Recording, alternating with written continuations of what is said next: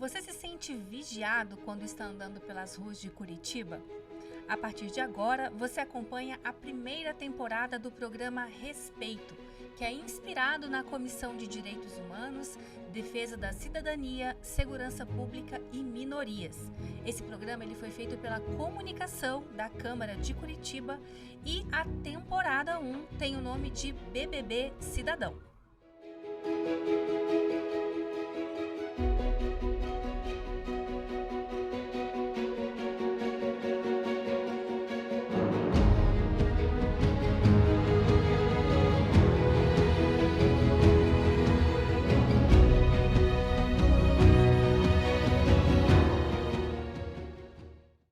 Hoje a gente vai falar sobre o uso da tecnologia na segurança pública, analisando os lados positivos e negativos dessa nova realidade.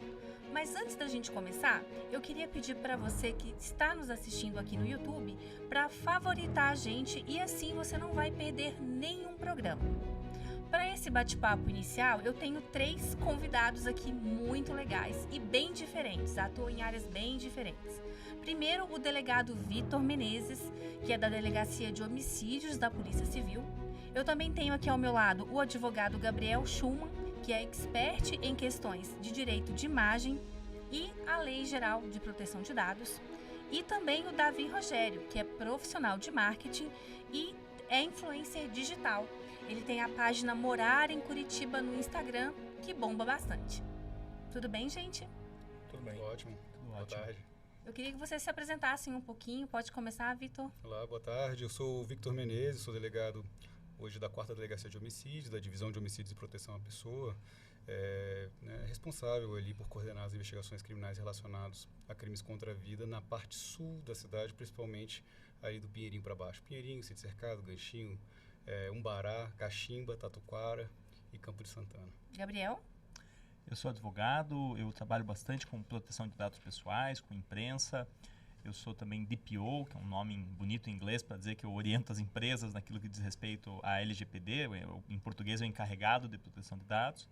E eu também sou professor, pesquiso nessa área e estou muito feliz de estar aqui. Davi? Legal, eu sou um profissional de marketing, trabalho diretamente com digital e de repente eu virei um influencer por acaso.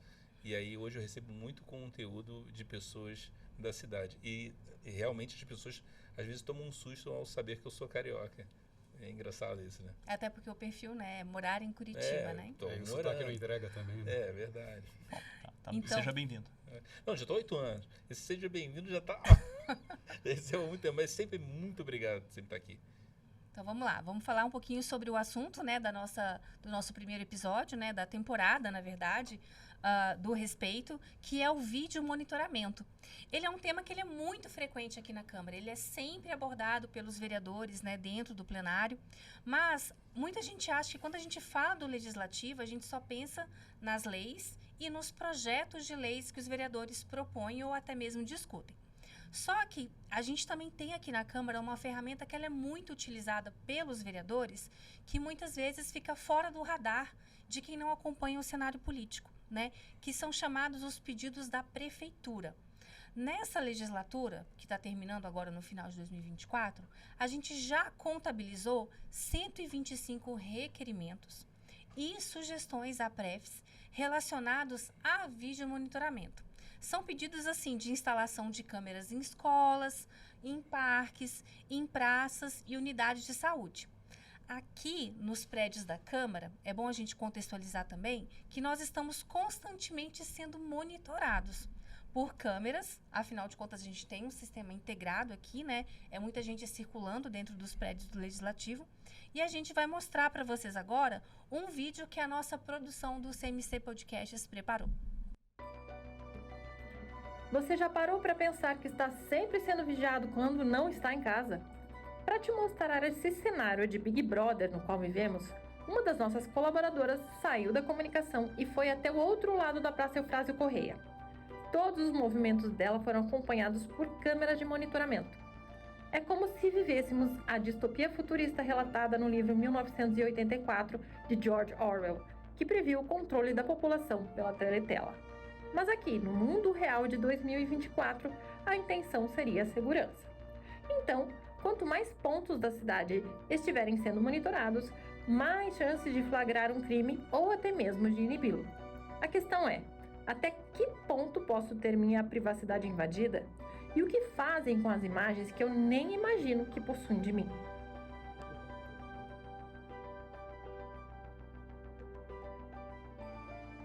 Olha, eu vou dizer pra você uma coisa. Eu comecei o podcast perguntando o seguinte: você se sente vigiado quando está andando pelas ruas de Curitiba? Depois de eu ver esse VT, eu posso dizer com certeza que eu me sinto vigiada, né? Porque a gente não tem essa noção de que às vezes a gente está andando na rua e tem uma câmera nos filmando de alguma forma. Então eu queria começar esse debate, gente, perguntando para o Gabriel como é que fica a privacidade das pessoas que são vigiadas assim, o tempo inteiro, andando na rua. Essa é uma pergunta muito interessante e um desafio também, né? A proteção e segurança das pessoas é de grande importância e a privacidade também. Então a gente tem duas coisas que são importantes ao mesmo tempo, dois direitos, dois valores, duas liberdades, como queiram chamar. E, portanto, a gente tem que fazer uma análise que o direito chama de proporcionalidade, ou seja, quanto que vale a pena invadir a vida das pessoas para proteger. E esse é um desafio e uma pergunta sempre, uma pergunta que muda no tempo, muda de acordo com o lugar. Quer dizer, quando eu vou no banco, faz mais sentido ter uma intensidade maior de proteção, quando eu estou num ambiente que talvez não justifique tanto, né? E sabendo que quando eu tenho menos câmera, menos segurança, eu tenho mais risco. Então, é um jogo importante. Eu não sei se, por exemplo, eu me sinto à vontade de ir no Parque Barigui, que é um parque conhecido, grande, a partir de um certo horário. Então, esse tipo de equilíbrio ele é importante, porque a gente quer que as pessoas possam circular tranquilas e com privacidade. Então, de fato, tem um desafio. Normalmente, na maior parte dos países, e é o caso do Brasil, se admite o uso de câmera na rua pelas forças de segurança. Ou seja, a administração pública, a polícia, guarda municipal, enfim, seja quem for, né, não importa quem, mas é possível ter. Mas você tocou num ponto que é muito importante também, quando você disse, às vezes a gente não tem noção. E esse é um ponto importante. Uma das recomendações que usualmente se faz é que as câmeras sejam identificadas. É claro que a gente tem que contextualizar. Uma coisa é um policial que está infiltrado fazendo uma investigação específica. Agora, normalmente, num contexto de espaço público, é importante que as pessoas saibam. Mas identificado no seguinte sentido, de que tem que estar avisando que tem uma câmera filmando, é isso? Isso, local monitorado, sorria, você está sendo filmado, alguma coisa que avise para você saber. E porque são contextos diferentes. Depois talvez a gente fale um pouco de como a imprensa lida, mas para a segurança, normalmente a recomendação em ambientes particulares e ambientes públicos é que você saiba que tem uma zona de monitoramento. Você não precisa dizer, olha, ali lá em cima tem uma câmera, mas você sabe que aquele ambiente está filmado. A pessoa ali não vai trocar de roupa, a pessoa ali talvez não queira se relacionar com alguém com o mesmo afeto e carinho que ela faria em outro lugar. E claro, vai ter uma inibição, em tese, também da prática de atos criminosos, enfim, tem uma questão de proteção que é muito importante. Como eu disse, é um desafio, é um equilíbrio difícil de pontos a serem protegidos. Você concorda com isso? Claro, absolutamente. Eu ia, inclusive, iniciar minha fala falando dessa ponderação de princípios. Né? Não existe um direito absoluto. Né? A gente vive numa vida complexa e, é claro, à medida que você tem mais segurança, monitora mais as pessoas, claro, a sua intimidade ela vai sendo cada vez mais mitigada. Mas isso é um juízo que se faz a todo momento, né? Do que vale a pena, né? O que vale mais a pena, o que é mais custoso para a sociedade.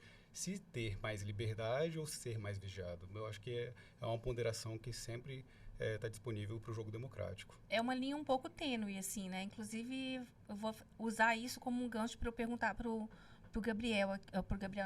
Davi. A gente está sendo monitorado o tempo todo, né? Isso não só por câmeras de segurança. A gente estava até conversando aqui nos bastidores a respeito do fato de que todo mundo hoje em dia tem um telefone, tem um celular e está filmando, né? E isso tem muita relação com o perfil que você modera, né? Que você tem no Instagram e no YouTube, que é o Morar em Curitiba, onde sempre a gente consegue ver ali um flagra feito por um celular, né? Um não, vários, assim, que a gente vai mostrar aqui ao longo do programa. Treta.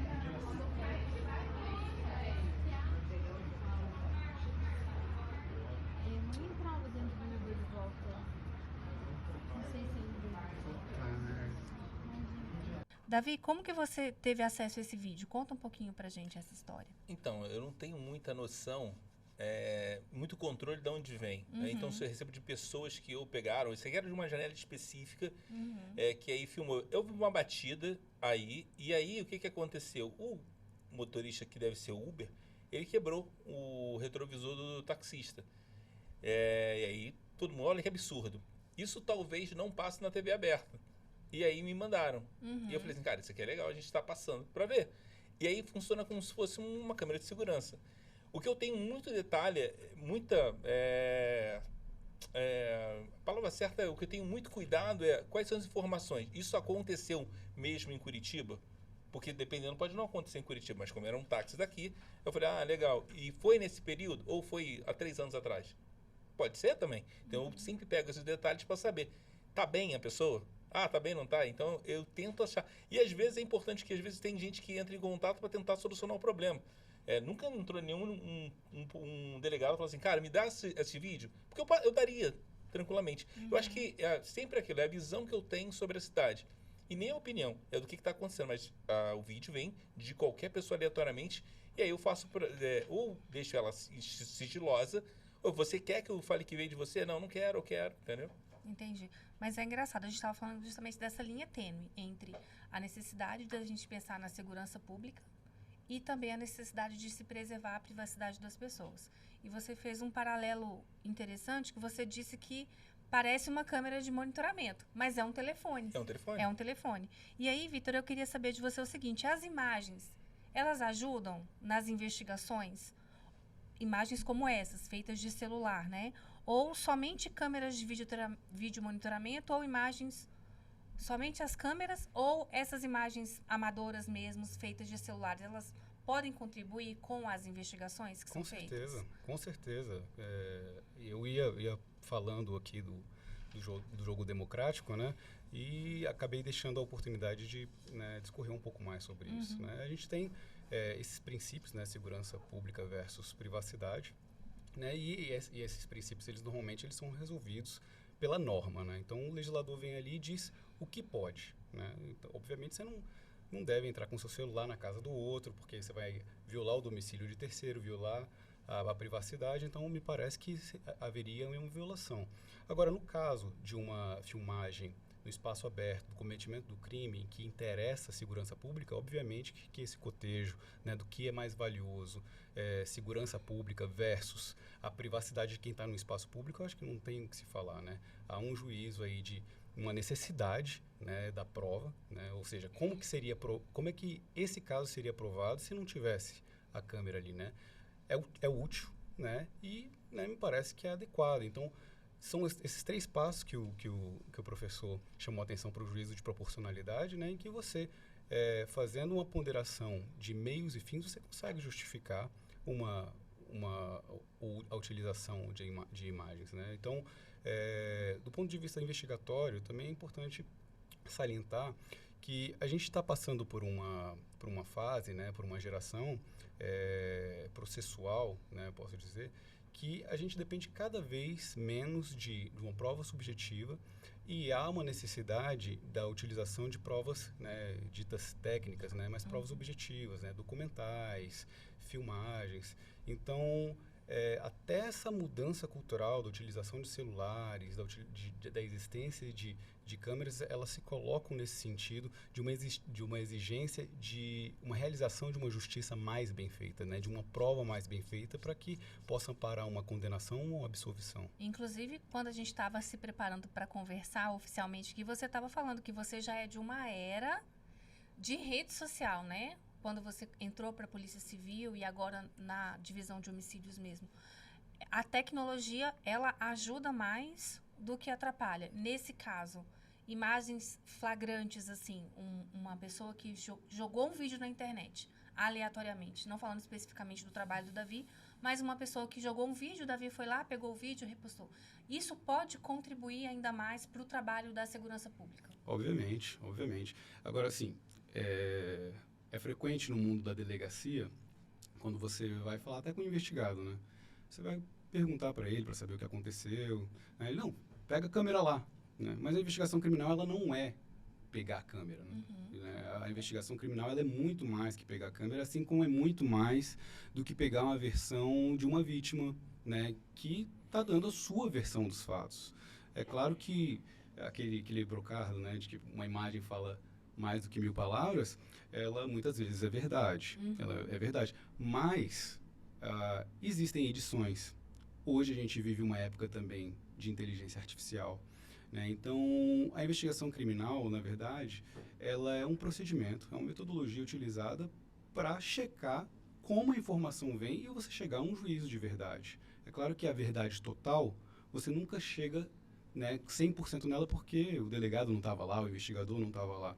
Mas você junta elementos, junta versões, junta registros de imagem, junta registros de celular, né? E aquele todo, né, aquele todo investigatório, aquela produção, né, da prova, é que ampara ali um juízo de indiciamento pelo delegado, uma convicção para o promotor para denunciar, né, a possibilidade de que o advogado, no curso do processo penal, defenda, né, ou a inocência ou a justa pena, e o juiz, no final, vai trabalhar ele pela condenação ou absolvição de quem é submetido ao processo. Entendi. Agora eu queria que a nossa produção mostrasse um outro material que a gente preparou, que foi o seguinte. A gente flagrou uma farmácia que divulgou as imagens de pessoas que eles acusam de furtos dentro do estabelecimento. Pode isso?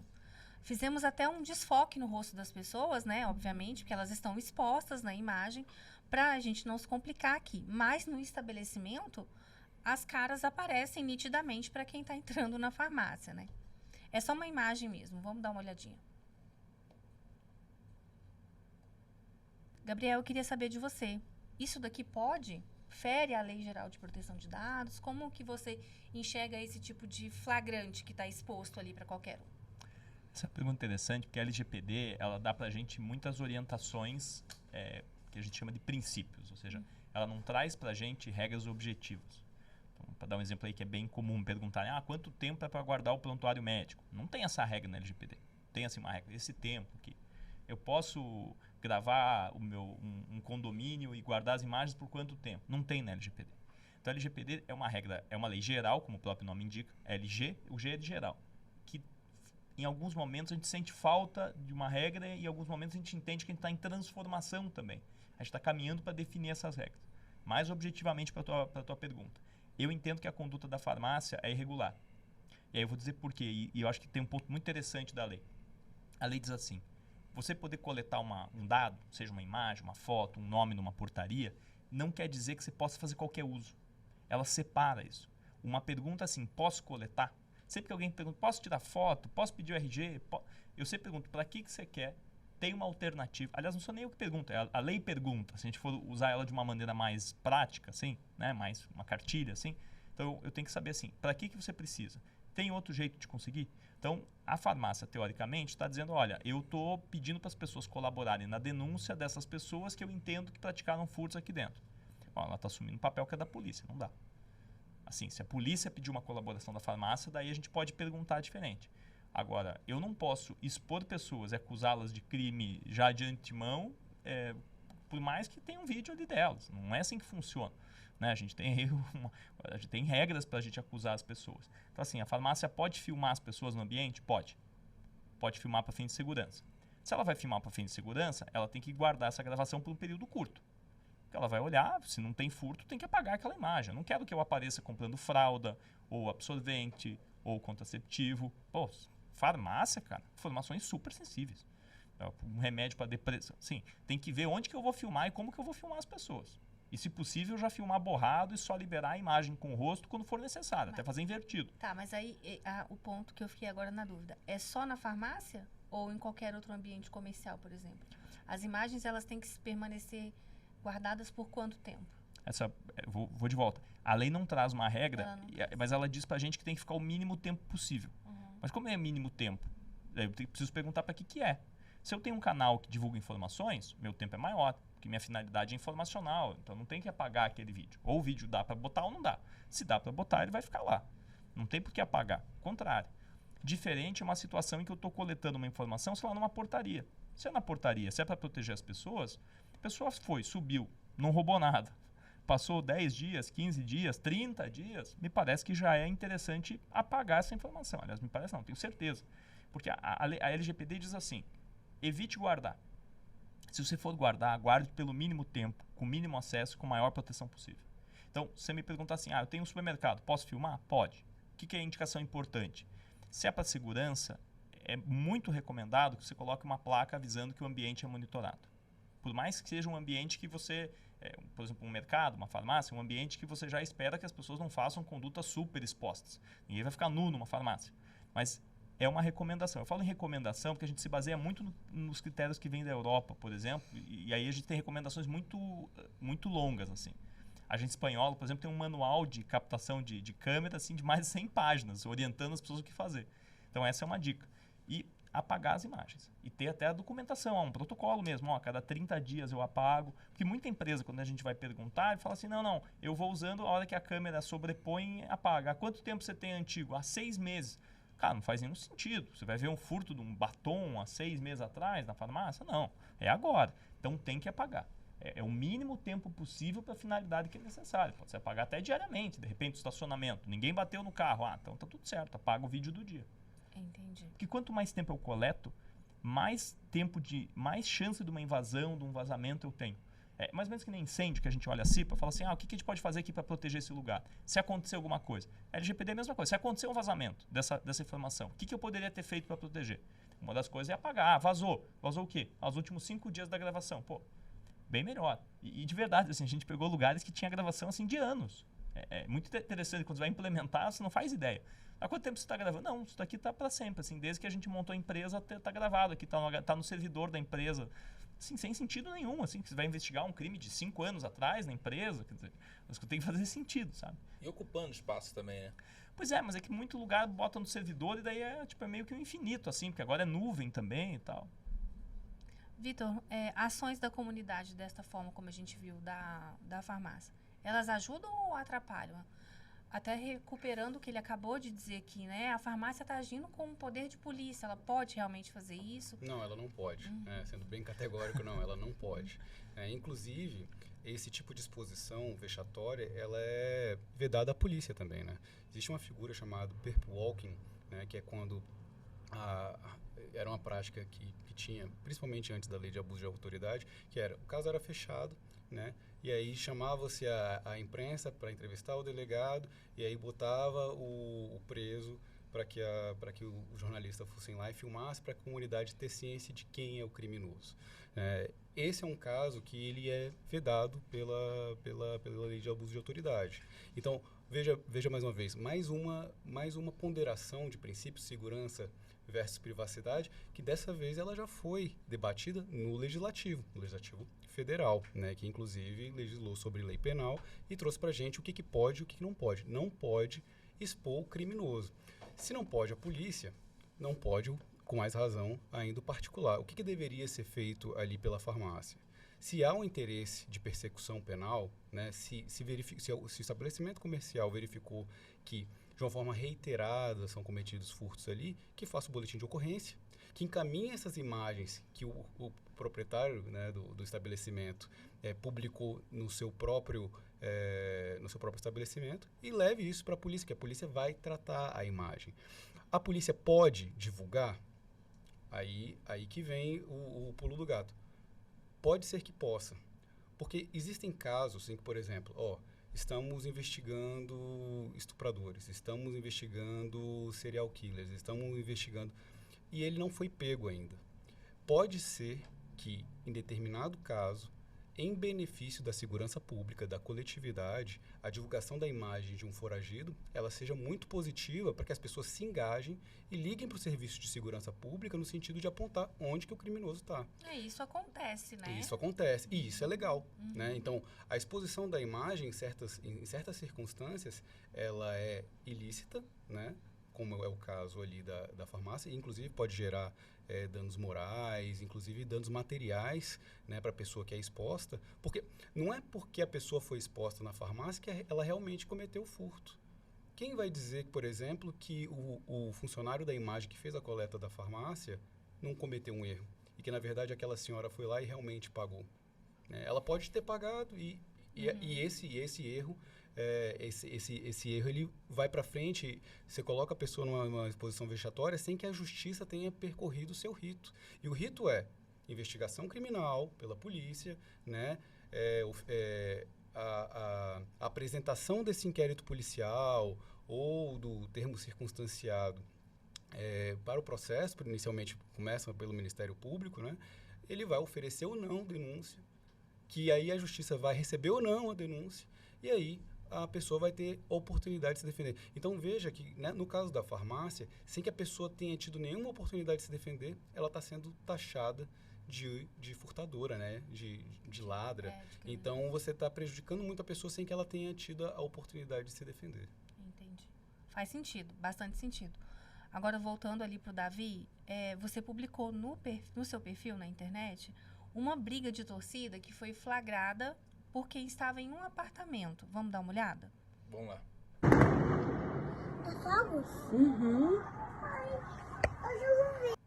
Davi, eu queria que você contasse pra gente sobre essa história. Esse aí foi engraçado, porque na verdade foi à noite, né? E uma menina que mora de frente, isso aí é no Água Verde, e aí ela falou assim, cara, o que aconteceu? Foi uma briga de torcida, e sempre tem briga de torcida aqui. Eu já falei isso pra prefeitura, já liguei pra polícia, mas sempre tem. Aí eu falei assim, isso aconteceu hoje? Sim. Aconteceu que horas? Aconteceu que tal... Aí peguei o endereço certinho e aí publiquei. E assim, e aí pra quem mora lá, o cara falou assim, pô, imagina tá na porta da tua casa e sempre problema e você liga a polícia e a polícia não resolve. E não é que a polícia não resolve, a polícia tem um monte de coisa pra fazer. Tem a guarda municipal, tem a polícia, tem os ônibus que o cara, você sabe os horários certinho. E se você não vê solução, a pessoa fica agoniada, ela já mandou também para a RPC, e aí ela não vê solução, ela manda para mim. E aí eu falo, cara, legal, isso aqui foi de hoje? Foi. Então eu consigo mapear, talvez esteja errado, não sei. Eu realmente não sei.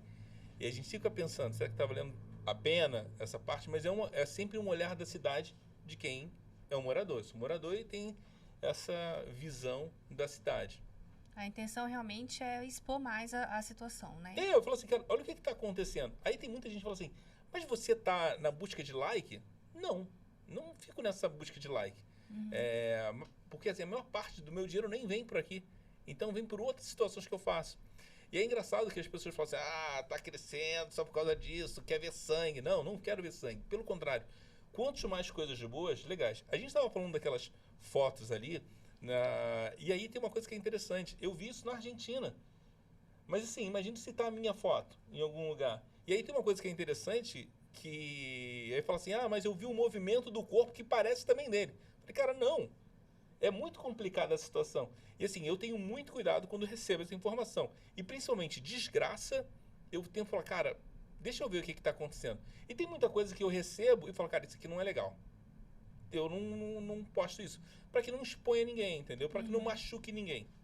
Eu acho que é uma situação que moro na cidade, qual o problema que tem? A gente consegue resolver? Então, eu nunca dou minha opinião sobre as coisas. Se as pessoas percebem, eu nunca dou minha opinião. É sempre um olhar meu sobre a cidade. E aí, às vezes, tá com um posicionamento. Não é nenhum tipo de posicionamento que eu gosto, que eu não gosto da cidade. Então eu escuto muito. Volta pra tua cidade. Eu falei, não, eu sou morador daqui já. Eu sou morador aqui. Então não tem a situação. A gente tem que começar a conviver. Né? A melhor cidade, cidade mais inteligente, tem que pensar em ser cosmopolita. Entendeu? Agora, com relação a esse flagrante que você publicou, tem um comentário que eu quero ler aqui para vocês. Meu Deus do céu, agora. É assim, a pessoa disse assim, acho que os empresários e empregadores, como eu, podem contribuir muito para esse tipo de vandalismo diminuir. Viu imagem de funcionário participando de um vandalismo desse tipo? Demite no dia seguinte. Viu o fornecedor participando de uma ação desse tipo? Não compra mais. A polícia deveria divulgar os presos e o que cada um faz.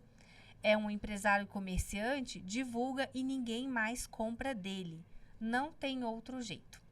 Então, eu queria saber do Vitor se isso ajudaria a polícia e do Gabriel se isso de a polícia divulgar o rosto dos presos pode. A gente já começou a falar isso, né? Antes mesmo da gente entrar no assunto aqui. Então, pode começar, Vitor. Olha, eu sou delegado de polícia e não sou empresário. Se fosse empresário, eu acho que eu adotaria essa política, sim, né? A gente tem uma mudança cultural aí do consumo consciente, né? De comprar coisas com selos verdes, essas coisas. E me parece que isso é uma conduta muito legítima. E é uma conduta né, individual de cada um, mas existe uma diferença, né, de liberdades no que toca às liberdades individuais e a liberdade no contexto da administração pública, né? Então, assim, o empresário ele pode fazer o que quiser, né? Os pais educam os filhos da melhor maneira possível, os consumidores compram né, o que quiser. Agora, tem que tomar cuidado também com a cultura do cancelamento, né? Eu vou fazer uma parra aqui muito mais como cidadão do que como delegado, porque evidentemente, se você deixa de comprar do fornecedor, se você deixa de comprar de determinada empresa, isso vai educá-la para que ela se corrija. As pessoas não vão se expor tanto publicamente. E nesse caso de entrar em vias de fato, lesão corporal, vandalismo, eu acho que as empresas e consumidores estão repletos de razão.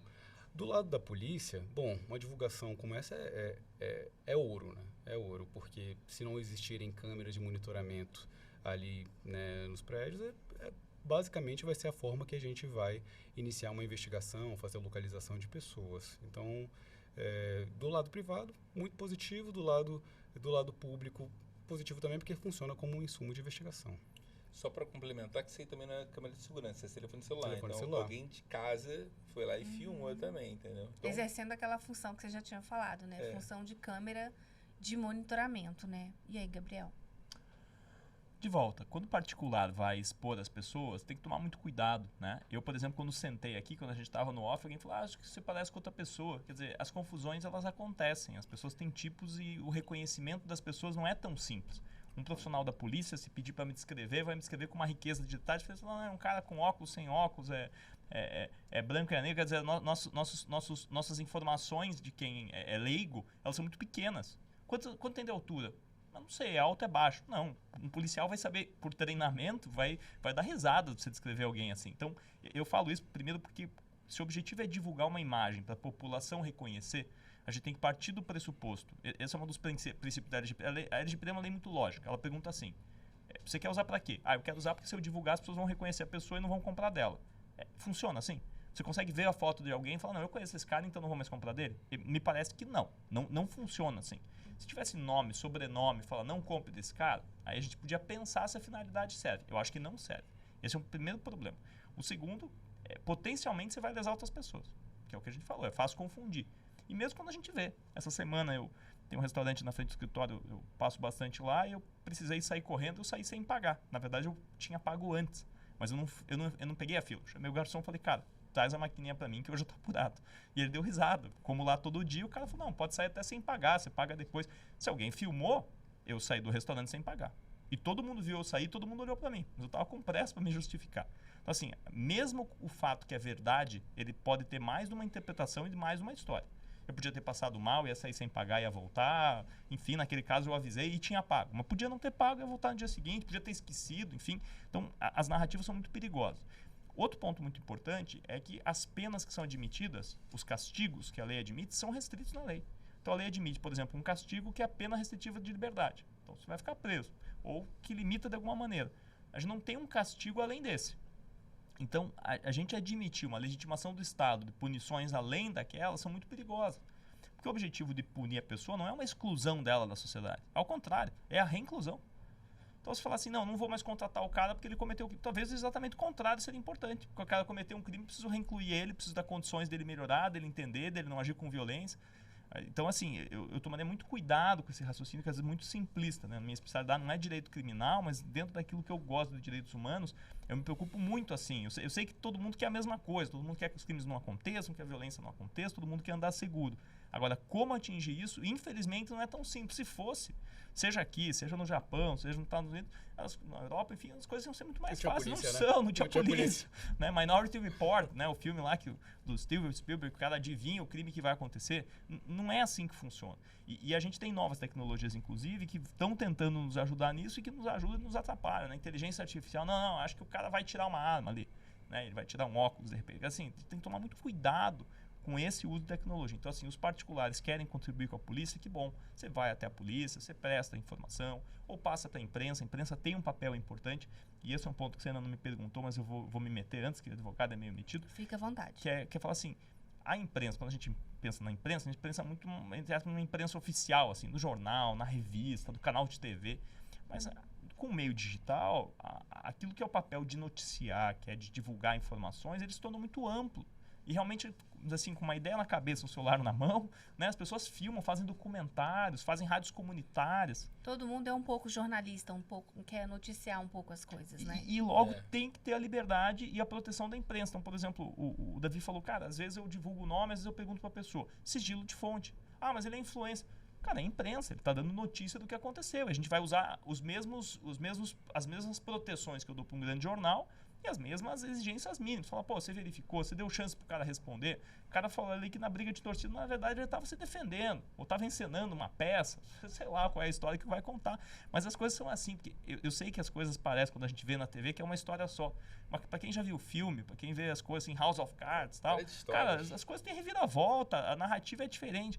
Pô, eu sou advogado o tempo todo, às vezes o cliente me conta a história e fala, cara, tua história é verdade, mas é tão difícil de acreditar que vamos pensar, a gente vai contar a verdade, é mais verossímil uma mentira. E isso é importante, porque às vezes a mentira parece mais verdade, às vezes a gente quer ver alguma coisa, a gente tem uma expectativa e tal. E por outro lado, claro, que fique bem claro, sou contra a violência, sou contra a briga de torcida e acho inclusive que dá para chamar os times para responsabilizar, porque a gente tem uma legislação específica do Estatuto do Torcedor, que foi recentemente atualizado para responsabilizar duramente as agremiações esportivas, os nossos times, né?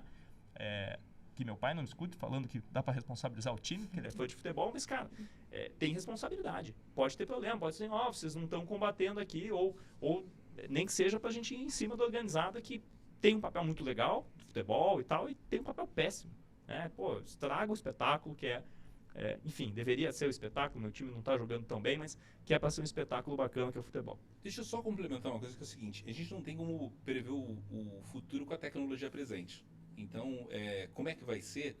Mas recentemente eu vi uma palestra de uma arquiteta e ela falou o seguinte, cara, será que todas as mulheres circulam pela cidade em todos os horários? Não, você não circula pela cidade em todos os lugares, porque você acha, eu tô falando você porque você é mulher, porque é perigoso. Sim. Então, quanto mais câmeras, eu acho melhor. É uma situação, e assim, existe uma técnica que ela colocou que é exemplo. Se você cortar mais árvores, você tem mais iluminação. Isso diminui o número de assaltos. É um exemplo. Então ela deixa uma cidade, ela dá ideias de uma cidade mais segura para as mulheres. Então, realmente, o que vai ser daqui a 10 anos deve ter câmera pra caramba ainda. Eu só quero que melhore a qualidade da câmera para que a gente consiga identificar com mais facilidade para o trabalho do delegado, entendeu? Isso é interessante que a gente pense nisso também, né? E vai ter gente andando com o próprio drone filmando para se proteger. Assim como em alguns países o pessoal filma do carro, né, para mostrar o acidente e tal. Eu não tenho carro hoje, mas se eu tivesse, eu ia querer uma câmera, cara, porque a galera é complicado. No para-brisa? No para-brisa e tal. E atrás também, cara, que já me bateram várias vezes. Por isso que eu já não tenho carro, já tive 2 vezes batida com perda total. Mas esse ponto da proteção realmente é muito forte, ele tem que ser muito bem equilibrado com os locais. Então, assim, eu quero proteger, mas de repente num hospital em que se faz aborto, eu tenho uma câmera então, assim, são desafios, assim, tem a igreja, tem o templo, tem aquela religião, as pessoas sabem quem está, então é um desafio grande para a gente como que a gente consegue fazer. Mas de fato a tecnologia nos ajuda nisso também. Porque ela consegue, de repente, filmar, mas filma sem identificação do rosto, limita quem tem acesso. Então, a gente orienta, por exemplo, empresa, clube e tal, a reduzir as pessoas que têm acesso às filmagens. Então, de volta, eu tento filmar apenas no necessário, pelo tempo necessário, restringir quem tem acesso, proteger aquele acesso, esfumaçar e outras tecnologias que hoje estão cada vez mais fáceis de acessar, coisas que antes era meio de filme, assim, não, eu vou divulgar, mas... Tal, e por um isso fim é muito legítimo bacana. também, né? Por um fim legítimo. Tá. Vamos lá, gente. Então, eu queria finalizar aqui perguntando para vocês como que a política poderia ajudar a melhorar a questão do monitoramento da cidade, né?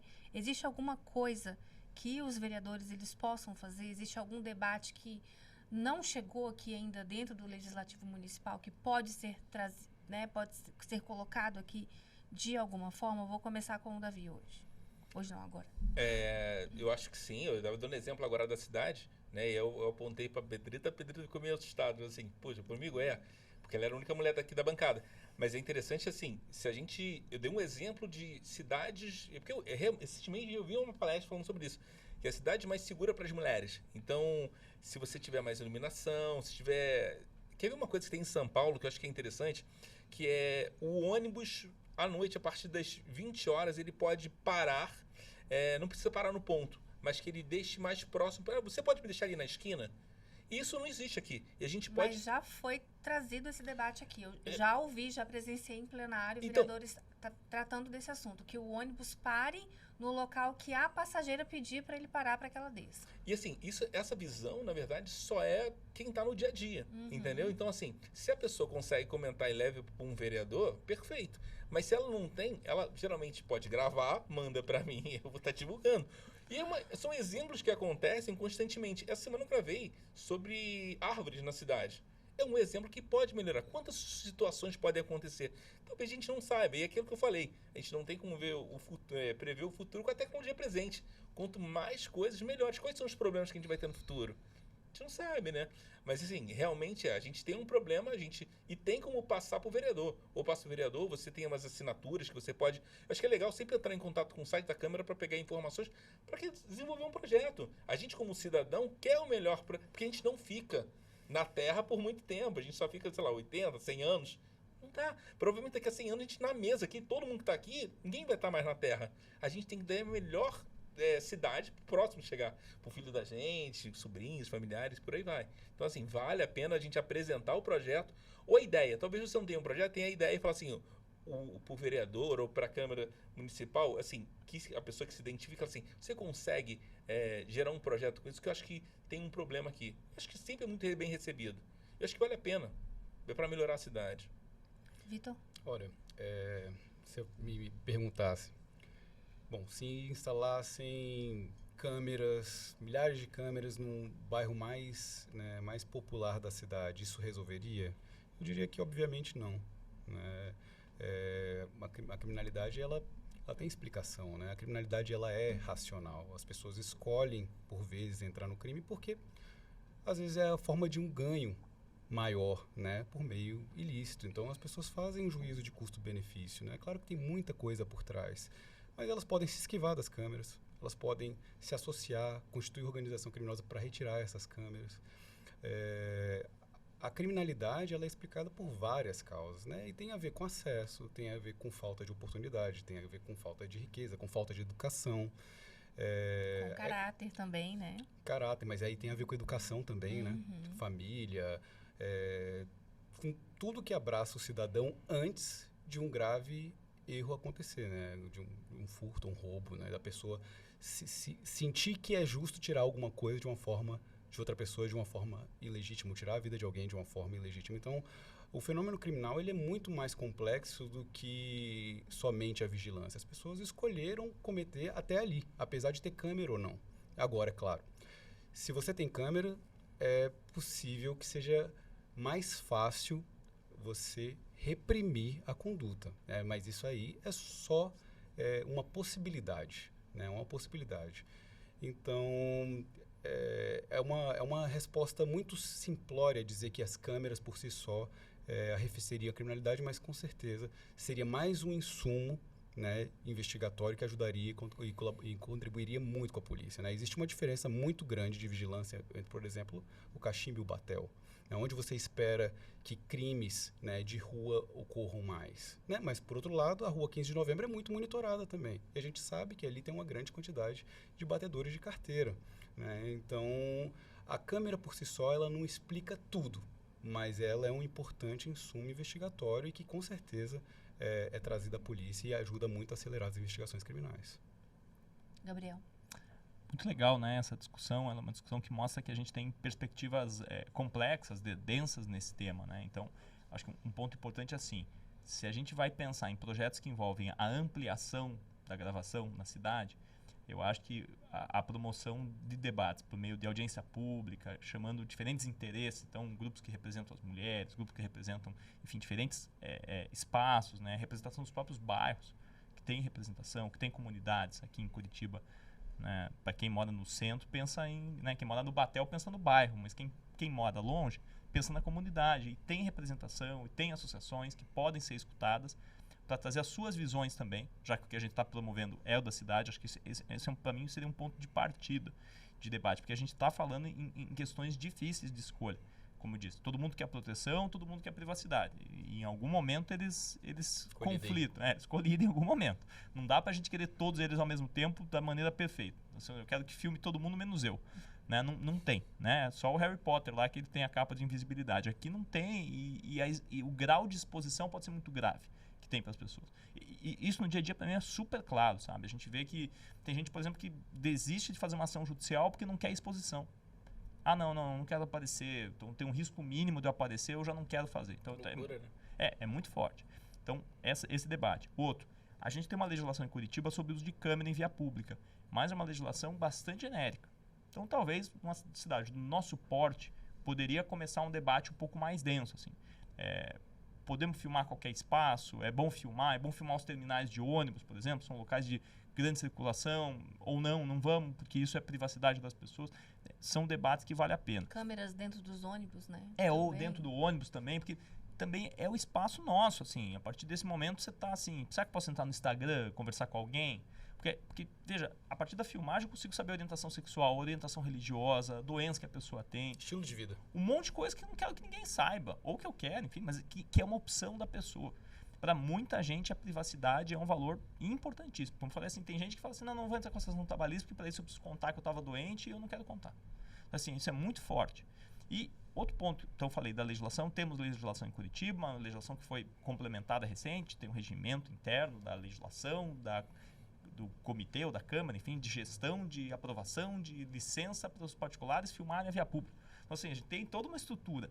Mas acho que vale a pena um novo olhar, assim, porque eu não vi muito quais são as orientações. É claro que a gente aplica a LGPD por comparação, a gente fala em direito por analogia, mas eu sinto falta de uns critérios, assim, olha, evitar usar um tempo, alguma indicação, nem que fosse uma indicação ruim, mas alguma. A nossa lei é um pouquinho genérica, é uma lei de 2019, quer dizer, já tinha LGPD para a gente tentar dar uma copiadinha. Não é tão antiga, né? Não é tão antiga, já merecia. E outro ponto que eu acho importante para a gente trazer, pensando aqui na cidade, é que, claro, a adoção das câmeras é muito boa, mas tem outras medidas que são importantes para a segurança pública que podem ser implementadas em conjunto, porque a câmera ela tem um custo grande, tanto na implementação, na manutenção e outra que as pessoas esquecem, a câmera não trabalha sozinha. Assim, se alguém está filmando, alguém tem que estar vendo. Assim, porque senão a câmera é pouco efetiva. Então, assim, quem vai ver, o que vai ver, como eu vou controlar quem vê, quanto tempo eu vou deixar, porque as câmeras também trazem um poder muito grande para quem está assistindo. Então, esse é um jogo importante de fazer e pensar, a partir desse custo que tem, social, econômico, privacidade e da própria deslocamento de recursos humanos, da administração, da própria polícia, quer dizer, eu vou ter que botar gente para fazer esse acompanhamento, essa análise, enfim. Né? O que eu poderia fazer com o mesmo recurso? Porque essa é a avaliação que todo dia a câmera tem que fazer. O que eu consigo fazer com o mesmo recurso e atingir outra coisa? Que é um pouco o que a LGPD pergunta. Necessidade, proporcionalidade e adequação são princípios da LGPD, mas valem para quase tudo na nossa vida. Você consegue atingir a mesma coisa do outro jeito? Quer dizer assim, eu preciso aumentar a segurança. Eu vou num bairro como Caximba. Câmera é bom? Olha, talvez gastar na Associação dos Moradores de Caximba vai ser muito mais efetivo para reduzir criminalidade do que gastar com câmera, se o objetivo for crime. O meu objetivo é que haja mais segurança. Eu não sei, e eu não tenho esse mapa, de quanto que a melhoria da iluminação pública vai impactar mais do que câmera. E não estou negando que a câmera pode ser efetiva, não vim como especialista em segurança, mas eu acho que a partir do momento que a gente define a finalidade, talvez a gente tenha outros meios de complementar, de atingir, de proteger, que possam ser interessantes. Ou não, ou vamos botar a câmera por tudo aí e torcer. O professor chamou a atenção uma coisa que eu acho muito relevante pontuar, né, que é até a proteção do cidadão, do morador, por conta das câmeras. Eu sei que a minha fala foi no sentido de que a câmera não resolve tudo. Mas muitas vezes você deixa de chamar testemunhas, você deixa de chamar moradores, vizinhos, né, de bairros que são vulneráveis, porque às vezes por vezes o fato é explicado pela câmera. Então você deixa de expor pessoas, colocar pessoas em risco, porque o fato já é todo delimitado de uma forma pela a prova imagem. material, né? Já A tá prova ali na material já está imagem. ali. Uhum. Então, você não precisa de testemunha, você não precisa de chamar um vizinho que está do lado do criminoso para vir se engajar na investigação e depois ele poder suportar represálias, né? Então, câmeras são boas nesse sentido também. Você diminui, de uma certa forma, uma agressividade contra o particular. Então, é uma coisa que é muito positiva nesse sentido também. Vamos lá. Agora, antes de fechar, eu vou mostrar um último flagra que estava lá no perfil do Davi. Vamos dar uma olhadinha?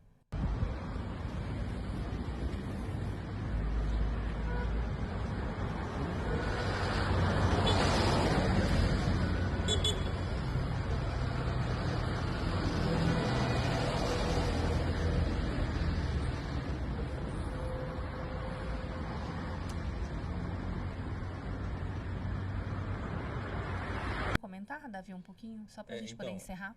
Então, esse senhor, ele quase atropelou esse ciclista e o ciclista deve ter falado alguma parte. E aí o que acontece? Eu peguei a parte, exatamente me mandaram a parte que o motorista tinha parado o carro, deixou a porta aberta ali. E aí ele foi para cima do ciclista. O que aconteceu antes? Não sei. E aí, o pedaço que eu tenho, que é o recorte que eu tenho, é o recorte que ele foi agredir o ciclista, e o ciclista automaticamente tinha uma defesa, ou porque ele gosta daquilo, e tacou ele spray nele. Tá certo? Não sei. Naquele ato ali, porque eu não sei qual o contexto da história. Talvez a história já aconteceu lá atrás, mas naquele momento ali, o vilão começa a ser um motorista, porque ele tem uma máquina que pode matar, e aí o ciclista tirou um spray de pimenta e tocou no rosto dele. E aí foi um ato que me mandaram e falou assim, cara, olha o que aconteceu. Não sei se vocês olharam os comentários, mas é o seguinte, basicamente eu apoio o spray de pimenta, tem um link para eu comprar? Eu falei, putz, cara, eu não tenho link para comprar, mas uma assim... repercussão inusitada, né? Super inusitada, porque assim, não tem como saber, eu não pensei que era uma ferramenta um gancho para venda.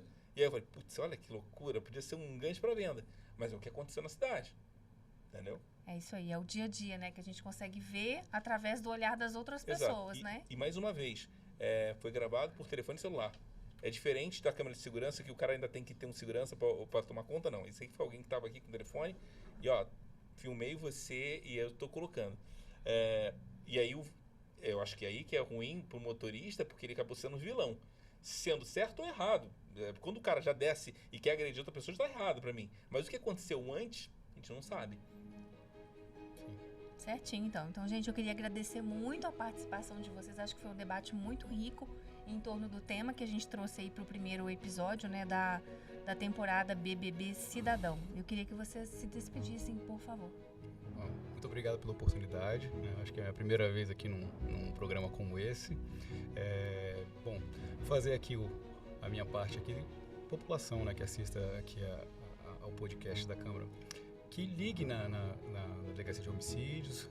A delegacia está de portas abertas, nós temos o Disque Denúncia 0800 6431 121, nos avise o que está acontecendo nos bairros, né? O nosso trabalho é mormente para o combate à violência, então nos ajude a ajudar vocês. Gabriel?